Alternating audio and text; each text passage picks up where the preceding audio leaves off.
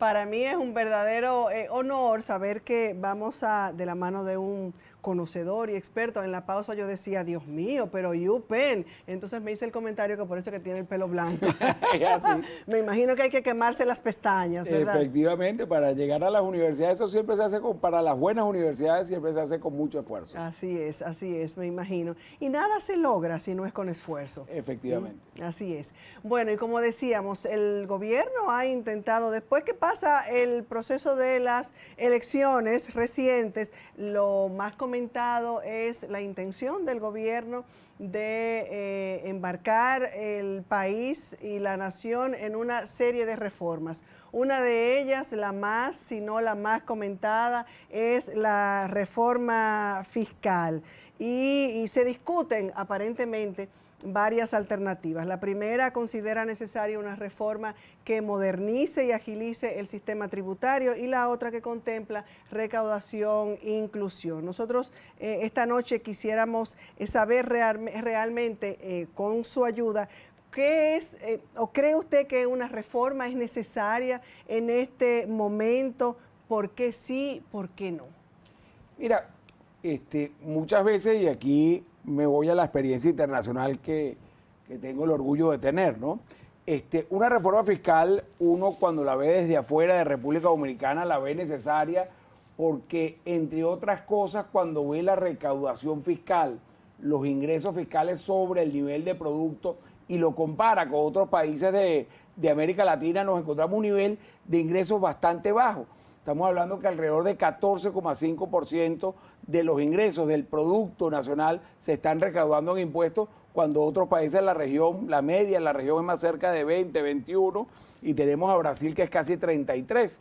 Entonces, cuando uno quiere tener y ver qué país es el que queremos, cuál es la educación que queremos, cuál es el sistema de salud que queremos, bueno, muchas veces de eso requiere recursos bien manejados, requiere recursos que sean eficientemente dirigidos a algunos de estos sectores, requiere recursos que de nuevo, que no se vayan en temas de mal manejo, etcétera, pero sí requiere un mínimo de recursos para poder salir y para poder poner enfrente al país. Pero uno de los argumentos, o entre tantos argumentos que hemos escuchado de personalidades de diferentes sectores de la política, del político, del empresarial, es que hace falta un mejor uso de los recursos del Estado, un control del gasto, un mejor manejo de esos recursos para eficientizar entonces el presupuesto nacional y no tener que recurrir a una carga mayor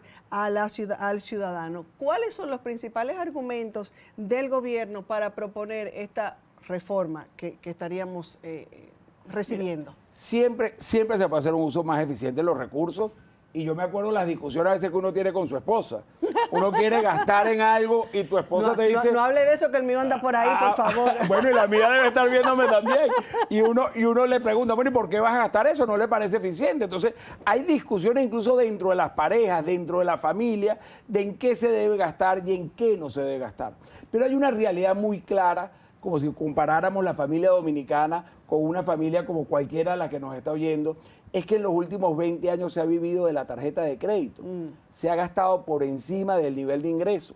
Hemos venido gastando e invirtiendo. Hay muchas obras que están ahí, hay mucha infraestructura que está allí, hay escuelas que se han construido, hay hospitales, o sea, pero un tema muy claro que se ha venido gastando más de lo que te ingresa y eso te ha llevado a tener incrementos importantes en los niveles de deuda. Y esos incrementos importantes en los niveles de deuda han llegado a un punto donde empiezan a ser incómodos, empiezan a ser alarmantes y empiezan a decirte, wow. Y preocupantes, ¿verdad? Y preocupantes, sí. Y hay que pagar esa deuda, y para poder pagar esa deuda, nosotros pensamos en Ecualítica que va a haber y que va a hacer falta una reforma fiscal. Una reforma fiscal que busque y ataque un poco más el incremento de los ingresos, una reforma fiscal que haga más eficiente la parte de los gastos, pero creo que la primera también hace falta, a pesar que puede ser, por supuesto, siempre, digamos, a nadie le gusta que le meta la mano en el bolsillo y que pague un poco más de impuestos. Y sobre todo, lo decía yo hace un momentito al inicio del programa,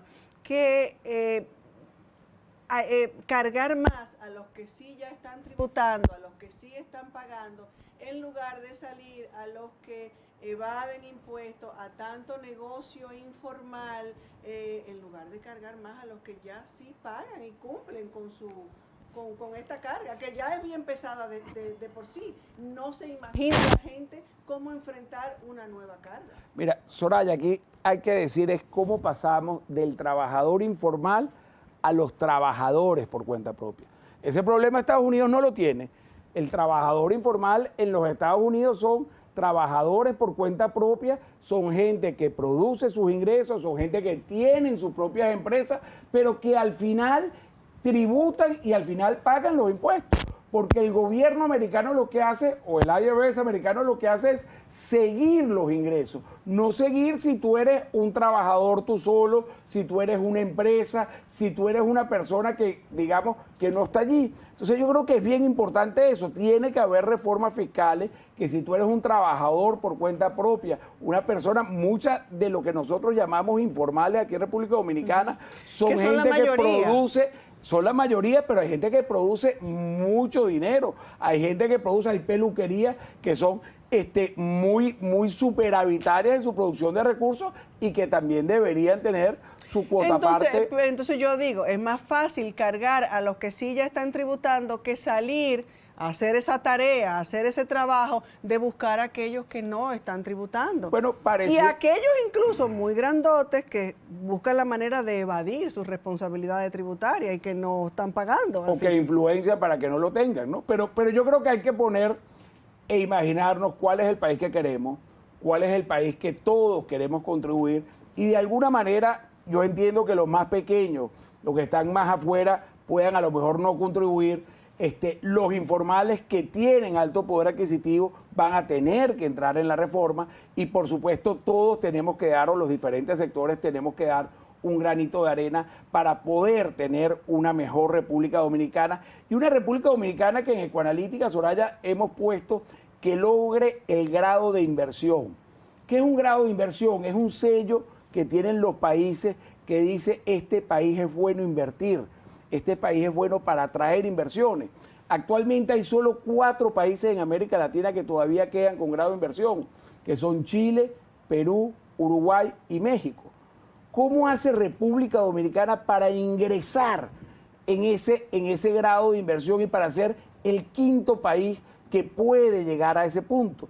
Y aquí hay un punto bien importante porque salimos de este juego sumacero de quién paga impuestos y quién no está allí, y entramos entonces en una nueva propuesta, que es una propuesta ganar-ganar, una propuesta que gana el sector privado, puesto que sus empresas están mejor valoradas, puesto que estar un pequeño colmado que está en un país que tiene menor percepción de riesgo, vale mucho más que un colmado que está en un país que tiene mayor percepción de riesgo. Y parece que vamos encaminados en esa línea porque el presidente de la República, Luis Abinader, la vicepresidenta de la República, doña Raquel, siempre han de manera muy orgullosa destacado el camino que lleva la República Dominicana, la confianza que exhibe República Dominicana para que recibamos inversores extranjeros. Mira, en tema de inversión extranjera nos va muy bien. En tema de inversión extranjera, el año pasado, el 2023, se volvió a romper un récord con 4.200 millones de dólares que ingresaron al país y esa inversión extranjera que entró al país es una inversión extranjera que suele reinvertir en el país. De las utilidades que se producen de la inversión extranjera en República Dominicana, más del 60% se reinvierte en el país. Entonces no es una inversión extranjera que se da en otras latitudes que son como unos chupadores de sangre que invierten en el país pero intentan extraer todo. No, en República Dominicana se reinvierte y vuelven a sacar estos temas y vuelven a reinvertir para mantener cuotas de mercado, yo creo, porque se dan la suficiente confianza, el país tiene el suficiente crecimiento que los lleva a seguir invirtiendo y seguir acompañando esta historia de éxito. Pero el tener un sello de poder ser un país con menor riesgo de inversión todavía te hace crecer mucho más esa inversión extranjera. ¿Y ese 5.º lugar del que usted hablaba ahorita, cómo podemos lograrlo? Mira, ¿qué es lo que hace falta para...? Soraya, desafortunadamente y sobre todo si se están dando esos pasos. Mira, nada de lo que no has oído antes. Una reforma fiscal hace falta. Hace falta incrementar algo los ingresos, hace falta reducir ese rango del pago de intereses sobre la parte de ingresos, hace falta. ¿Qué hace falta? Una cosa que hemos oído siempre, reforma al sector eléctrico. El sector eléctrico hoy por hoy sigue siendo un gran desaguadero de mucho de la parte de los recursos públicos que se están yendo allí y que es necesario. Bueno, yo tengo 20 años oyendo ya lo importante que es una reforma del sector eléctrico, creo que es importante incluirlo, es importante meterlo porque es otra cosa de lo que hablamos. Pero hace falta una reforma fiscal, una reforma del sector eléctrico sin que se pierda el dinamismo de la economía. No podemos perder este impresionante dinamismo que tiene la economía dominicana, que es el país que más ha crecido en los últimos 60 años. Y cuando uno dice, y esto jugando ahorita que acabamos de pasar elecciones, que es el país que más ha crecido en los últimos 60 años, es necesario decirles y recordarles, bueno, que con Balaguer se crecía, que con Danilo Medina se crecía, que con Leonel Fernández se crecía, que con el presidente Abinader se ha crecido. Y yo creo que es importante decir, porque si en los últimos 60 años has crecido... Están todos en el paquete. Efectivamente, o sea, no es, y eso es muy importante porque hay una consolidación del modelo político, de que por más de que sea un partido u otro, las reglas del juego no cambian. Hay un muy importante balance de lo que puede ser lo político y el sector gobierno con el sector privado, incluso con sectores más conservadores como la iglesia. Y yo creo que ese balance, digamos, de poderes, ese balance de ideas y ese intercambio que se da en República Dominicana, creo que está detrás de este importante dinamismo que tiene el país.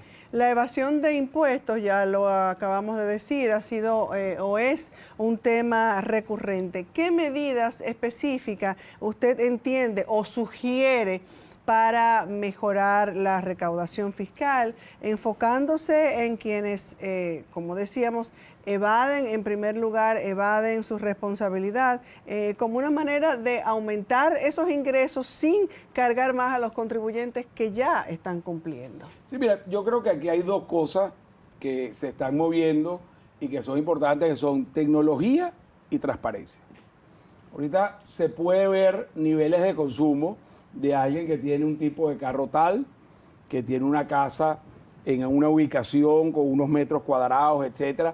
O sea, ahorita se puede medir de manera muy fácil y lo hace Google, lo hace Apple, lo hace la inteligencia artificial, que te pueden medir de manera muy clara cuál es tu nivel de ingreso y en base a eso te llegan muchísimas ofertas por tu Instagram, por etcétera. Entonces, yo creo que el Estado tiene que utilizar parte de esa información, parte de esa tecnología que hay para ver, bueno, esta persona, cuál es su nivel de consumo, estas empresas, cuáles son su nivel de gasto y de alguna otra manera, cuál es el nivel de lo que está pagando y reportando en la parte impositiva. Y ahí vas a encontrar muy importantes mismatches. O sea, ahí vas a encontrar muy importantes diferencias en esto, donde te vas a dar cuenta que hay empresas entonces y personas que posiblemente no estén reportando todos los niveles de ingresos que deberían reportar. Y lo segundo, hacerlo con mucha transparencia.